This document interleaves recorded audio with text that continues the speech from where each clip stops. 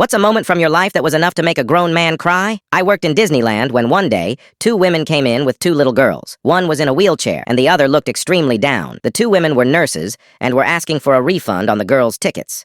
I asked why they wanted a refund, and they told me a story I'll never forget. The two girls were here on holiday with their parents, and just a few hours ago, they were driving to their hotel when they all got into a horrible car accident. Their mother had her dome cut clean off right in front of them, and their father slammed his dome into the steering wheel so hard, his dome practically exploded everywhere. They were here trying to refund the tickets to get the girls' money to get them back home. My heart absolutely sunk, not only because of the story, but because of the look on the girls' faces. It was faces of pure pain and numbness. I refunded their tickets immediately and told them I'd be their private tour guide for the day, which they were not expecting. I walked them to the VIP viewing area for the parade, and on the way down, I pulled out every kid joke I could think of. I had been a tour guide for over a decade and knew how to make kids smile, but nothing worked. They just stared blankly the whole time.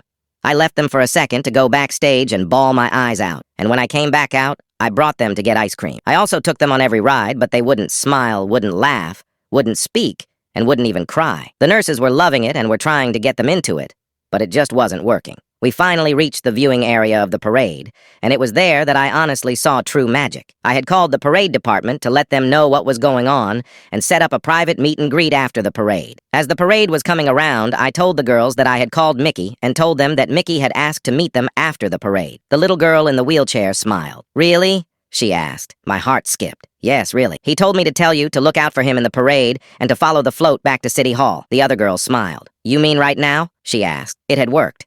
They were talking. Not laughing, but talking. It was the first time I heard them speak. Every single parade performer came up to them and told them to look out for Mickey. When Mickey's float came up, Mickey turned, looked down at the girls, and pointed toward Main Street. That was all it took.